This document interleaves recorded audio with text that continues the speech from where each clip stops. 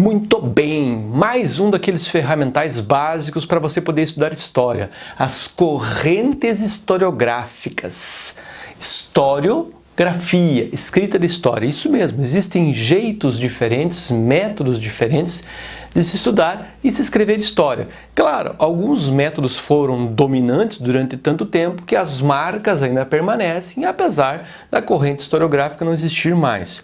Outros ainda são dominantes, apesar de haver alternativas. Estou falando, por exemplo, do positivismo, que foi dominante durante muito tempo, tanto que a nossa bandeira carrega um lema positivista, ou parte do lema, ordem e progresso. O lema positivista era amor, ordem e progresso. Cuidado com o positivismo. O positivismo é não só uma corrente historiográfica, como uma filosofia, em alguns lugares, inclusive no Brasil, se transformou em religião. Isso mesmo, a religião positivista. Basicamente, o positivismo, enquanto filosofia, pregava que existiam fases na humanidade. A fase mítica ou mística, os primeiros tempos em que tudo era divinizado ou mitificado. Uma segunda fase, a fase metafísica, seria a fase das religiões. E, finalmente, uma fase positiva, em que a ciência regeria a humanidade. Por isso o nome positivismo. Mas aqui o que nos interessa na historiografia para o positivismo é que o positivismo é responsável, por exemplo, por determinar que o período que vai do surgimento do homem até o surgimento da escrita é chamado de pré-história, porque para o positivismo só era fonte histórica se houvesse escrita. Para o positivismo, apenas os grandes homens produzem história, grandes homens, grandes eventos. Ah, tio, será que é por isso que os nossos livros de história são recheados de grandes homens, de heróis? Por exemplo, quando se foi estudar as pirâmides do Egito, qual é a corrente historiográfica a escrever a história daquelas pirâmides? A primeira corrente é a corrente justamente francesa, e os franceses foram os primeiros a estudar a história egípcia, era o positivismo. Por isso eles estavam preocupados com o faraó, por isso Champollion estava tão desesperado por traduzir os hieróglifos egípcios, porque a escrita seria a fonte. E por isso temos tantas dúvidas sobre como comiam, como viviam, quais eram as ferramentas dos operários das pirâmides. Os operários eram pequenos para a história positivista, então não interessava. Por isso, em alguns momentos, quando estava ausente o grande homem, ele era construído, como é o caso, por exemplo, no Brasil, de Pedro Álvares Cabral ou Tiradentes, que foram figuras construídas pelo positivismo. Muito bem. E o materialismo histórico, tio? O materialismo histórico é uma espécie de filhote do marxismo, claro. Para a corrente historiográfica chamada materialismo histórico, a primeira coisa que você deve olhar quando for estudar uma sociedade é a forma de produção da vida material. Para o materialismo histórico, ele é o princípio gerador de todas as outras estruturas ou superestruturas, como diria o marxismo.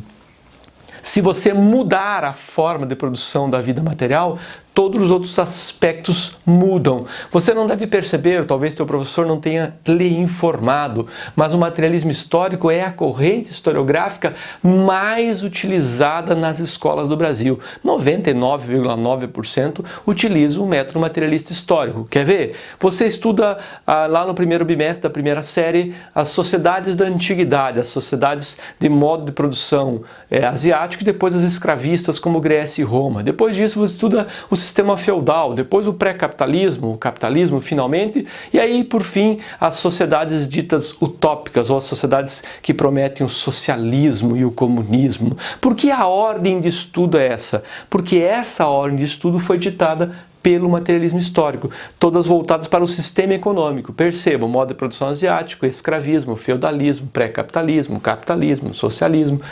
Mudou a vida material?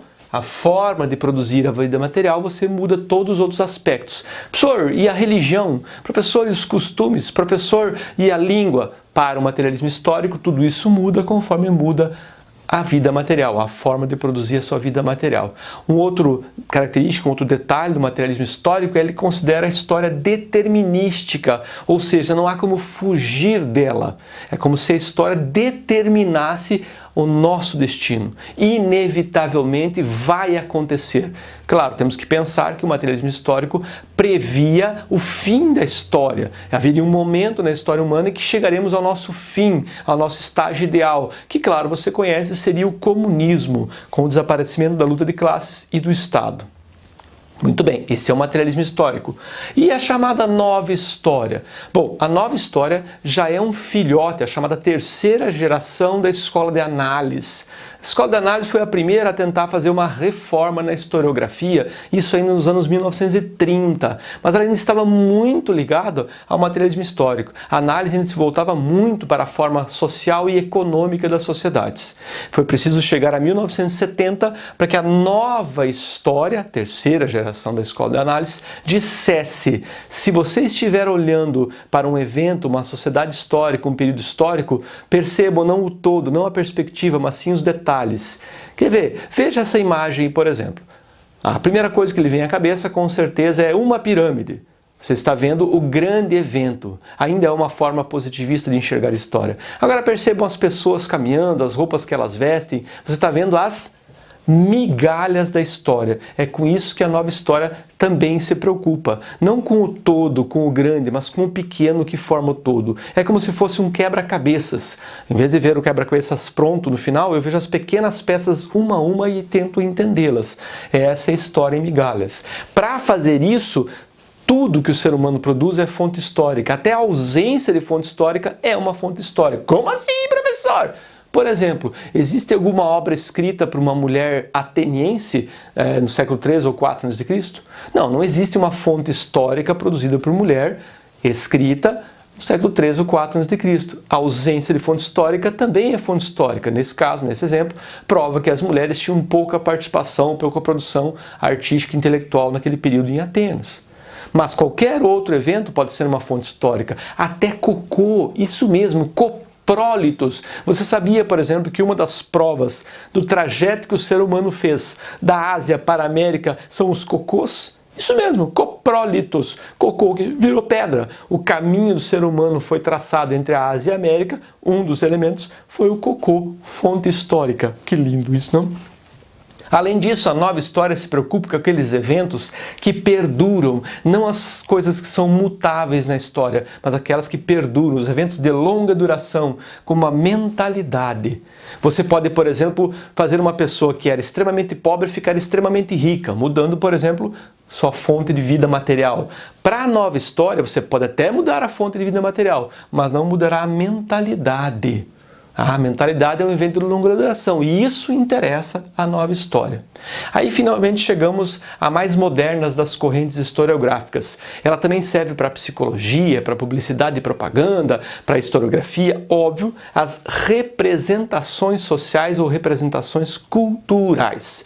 É muito fácil entender o que é uma representação. Ela tem sido comumente utilizada em vestibulares mais moderninhos. Por exemplo, perceba nessa imagem e diga a primeira coisa que vem à sua cabeça. Muito bem, você pensou em Adão e Eva.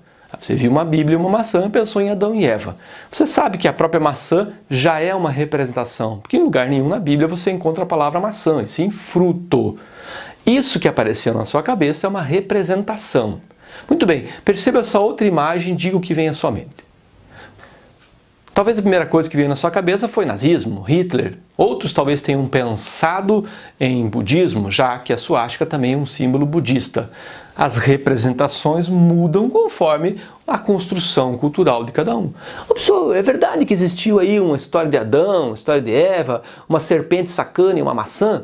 Olha, não importa se é verdade para as representações, o que importa é que as pessoas que acreditam nela agem, ou seja, aquela construção cultural leva a uma ação. Muito bem, percebo então que existem correntes que foram muito influentes, tão influentes que ainda restam frutos dessa influência. Existem correntes dominantes que praticamente ditam as regras na historiografia, que é o caso do materialismo histórico. Existem novas alternativas ao estudo da história, como a nova história e as representações, preocupada com as construções culturais que levam à ação, aquilo que mais dificilmente muda e como isso foi possível ser formulado ou ser construído, que é o caso da nova história das representações. Com certeza, quando você estiver estudando voluntariamente a história, o ideal é que você compreenda não só o porquê dessas correntes historiográficas, como saiba utilizar todas elas em conjunto, seja para compreender um evento criado, artificial, por exemplo, seja para entender o porquê da importância da dominação de uma determinada corrente, como o materialismo, ou seja para tentar buscar as histórias que estão por trás das histórias. Muito bem, essa foi mais uma ferramenta da caixa de ferramentas de história, as correntes historiográficas. Até lá!